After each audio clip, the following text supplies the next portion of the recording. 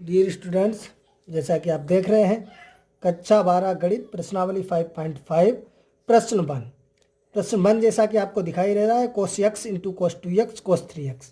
आप सोच रहे होंगे इसका क्या करना है, तो आप अपने गणित में देख सकते हैं, वो हमने लिखा नहीं है, ऊपर लिखा है कि x के सापेक्ष अवकलन करना है। आपका क्वेश्चन फर्स्ट दिया गया है cos x into cos 2x into cos 3x। इसका जो है वो x के सापेक्ष अवकलन करना है, ये आपका दिया गया है, ऊपर नोट लिखा है, आप देख सकते हैं। कक्षा 12 गणित जो आपकी एक्सरसाइज 5.5 है उसमें ऊपर लिखा है कि x के सापेक्ष अवकलन कीजिए, निम्नलिखित का x के सापेक्ष अवकलन कीजिए। वो मैंने नहीं लिखा है, डायरेक्ट मैंने क्वेश्चन लिखा है। तो इसका x के सापेक्ष अवकलन करना है, कुछ भी नहीं है, तो वही मैंने आपको बताया। मान लेते हैं, इसे मैंने मान लिया कि y बराबर cos x into cos 2x into cos 3x। सही है।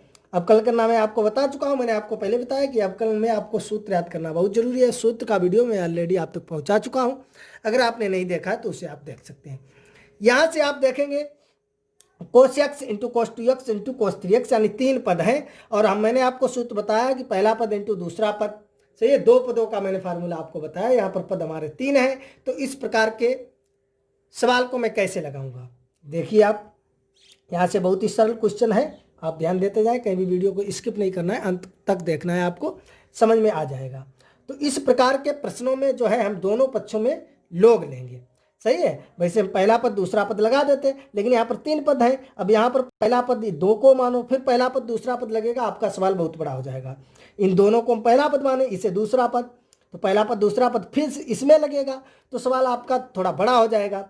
तो इसलिए इस प्रकार के प्रश्नों को मैं किस प्रकार से सोल्व करूंगा, तो आप जो है इसे देखते जाइए। इस प्रकार के प्रश्नों को आपको इस प्रकार से सोल्व करना है। तो दोनों पक्षों में जो है हम लोग लेंगे।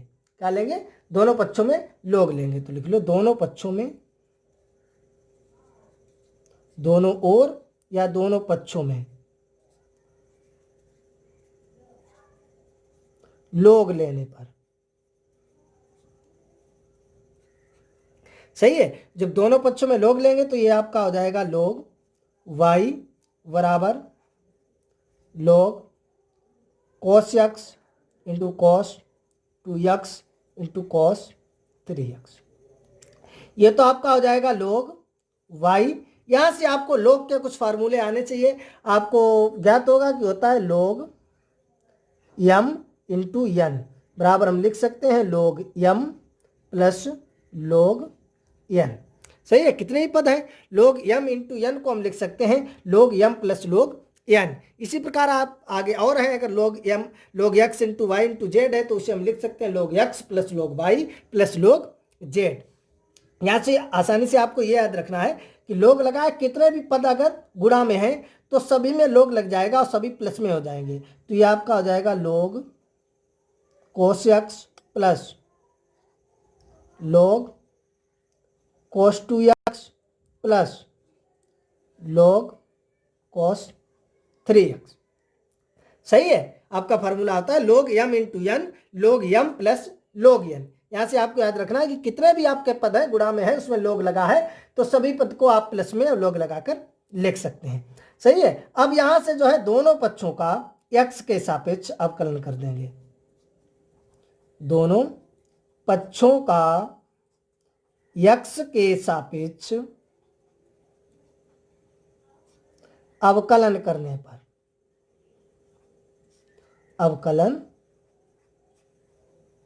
करने पर। सही है, दोनों पक्षों का यहां से जो है वो x के सापेक्ष अवकलन कर देंगे। तो देखिए, जब दोनों पक्षों का x के सापेक्ष अवकलन कर देंगे तो आपका ये यहां से हो जाएगा d/dx log y बराबर d/dx log cos x plus log cos 2x plus log cos 3x। सही है, log y का यानी log x का अगर x के सापेक्ष कर रहे हैं तो मैंने बताया था log x का होता है 1/x, लेकिन है y तो हो जाएगा 1/y, और y का हम पुनः करेंगे तो हो जाएगा dy/dx। सही है, आप समझ गए होंगे। log x का हमारे पास होता है 1/x, ना कि log y का।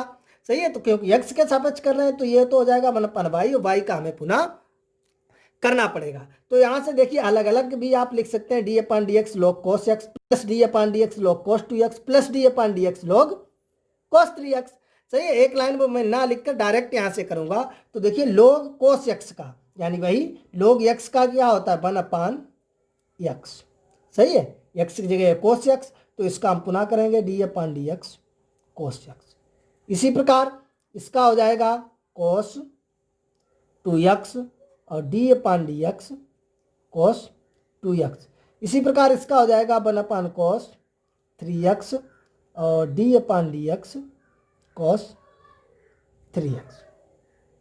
यहाँ तक जो है आसानी से आप समझ गए होंगे, यहाँ तक आप आसानी से समझ गए होंगे। अब देखिए आगे करते हैं इसे, कुछ भी नहीं है, बहुत आसानी से आप इसे करते जाइए तो देखेंगे आप। सही है।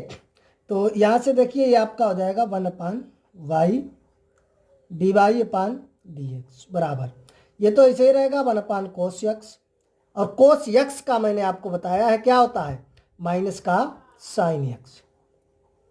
सही है। और ये plus 1/cos 2x, cos x का होता है माइनस sin x। लेकिन यहाँ पर ध्यान देंगे x नहीं है 2x है, तो इसका हम पुनः करेंगे d/dx 2x प्लस इसी प्रकार 1/cos 3x, और इसका हो जाएगा माइनस का 3 sin 3x और d/dx 3x। सही है। क्योंकि x की जगह जो है वो आप देख सकते हैं यहाँ से। अब इसके बाद जो है आप यहाँ से देखेंगे ये आपका जो है हो जाएगा 1/y dy/dx बराबर, यहाँ से आप ध्यान देंगे ये हो जाएगा माइनस के sin x अपान cos x। सही है। प्लस माइनस हो जाएगा माइनस 2x का करेंगे तो हो जाएगा 2, यहाँ पर लिख लिए sin 2x अपान cos 2x। सही है। इसी प्रकार माइनस के ये 3x का करेंगे तो 3 हो जाएगा, यहाँ पर लिख लिया sin 3x अपान cos 3x। सही है। 3x का 3 होगा, यहाँ पर लिखते गुणा में है तो हमने यहाँ पर लिख लिया है, आप समझ गए होंगे। ये आपका हो जाएगा 1/y dy/dx बराबर, इसे हम कह सकते हैं माइनस साइन अपान कोस, ये हो जाएगा 10x, ये माइनस के 2, यह आपका हो जाएगा 10 2x माइनस के 3, ये आपका हो जाएगा 10 3x। सही है। यहाँ तक आप समझ गए होंगे। ये देखिए यहाँ से निकालेंगे हम dy/dx बराबर, y भाग में है तो इधर आ जाएगा गुणा में, माइनस के 10x माइनस के 2 10 2x माइनस के 3 10 3x।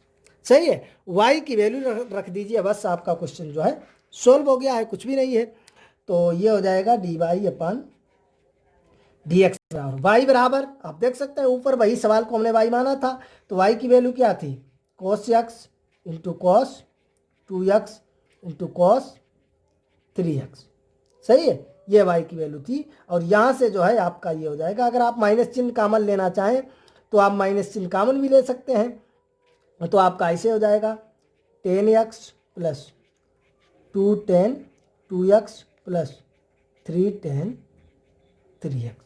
सही है। ये आपका हो जाएगा। इसे अगर आप सही से लिखना चाहें तो आपका हो जाएगा dy/dx बराबर माइनस, यहाँ पर लगा लिया, ये हो जाएगा cos x cos 2x cos 3x, ये आपका हो जाएगा 10x plus 2 10 2x plus 3 10 3x। यही आपका आंसर हो गया। आई होप आपको अच्छी तरह से समझ में आ गया होगा। अगर कहीं पर कोई डाउट है समस्या कमेंट बॉक्स में हमें बता सकते हैं। चलिए दोबारा देखेंगे इसी क्वेश्चन को आप। ये दिया गया है आपका question cos x into cos 2x into cos 3x, इसे जो है इसका x के सापेक्ष अवकलन करना है। तो यहाँ से मैंने इसे y बराबर मान लिया, y बराबर cos x cos 2x और cos 3x। सही है। तो यहाँ से मैंने दोनों पक्षों में log ले लिया, सही है। तो log लेने पर ये हो जाएगा log y, ये हो जाएगा log cos x into cos 2x into cos 3x। ये आपका log y, यहाँ पर मैंने m इंटू n वाला सूत्र लगाया, जो भी पद गुणा में होंगे सभी जो है अलग अलग log लगाकर प्लस बन जाएगा। अब हमने दोनों पक्षों का x के सापेक्ष अवकलन कर दिया, तो d अपान डी एक्स log y और d अपान डी एक्स आपका ये क्वेश्चन लिख लिया, सही है। यहाँ के बाद आप देख सकते हैं log y का यानी हो जाएगा 1 अपान वाई, वाई का करेंगे तो dy अपान dx। इसका इसी प्रकार log cos x का 1 अपान cos x का पुनः करना पड़ेगा, क्योंकि log x का 1 अपान x होता है, x की जगह पर है cos x, तो cos x का हमें पुनः करना पड़ेगा। इसी प्रकार से ये मैंने किया है। तो यहाँ से आप समझ सकते हैं cos x का minus sine x, cos 2x का माइनस साइन 2x, लेकिन 2x का पुनः करेंगे, ये इस प्रकार से ये हो गया। तो यहाँ से जो है इसे आप समझ सकते हैं, माइनस साइन एक्स अपान कोस एक्स, 2x का 2 हो जाएगा तो 2 साइन 2x अपान कोस 2x, माइनस 3 साइन 3x अपान कोस 3x। तो ये 1 अपान वाई डी वाई अपान डी एक्स, ये आपका माइनस 10x बन जाएगा, minus 2 tan 2x minus 3 tan 3x, सही है। y इधर भाग में था, इधर गुणा में आ गया, y की हमने ये वैल्यू रख दी, ये आपका यहाँ से आंसर आ गया। आई होप आपको अच्छी तरह से समझ में आ गया होगा। कहीं पर कोई समस्या है, डाउट है तो कमेंट बॉक्स में हम बता सकते हैं, हम उसे समझाने की कोशिश करेंगे। तो चलिए मिलते हैं अगले वीडियो में प्रश्न नंबर 2 के साथ।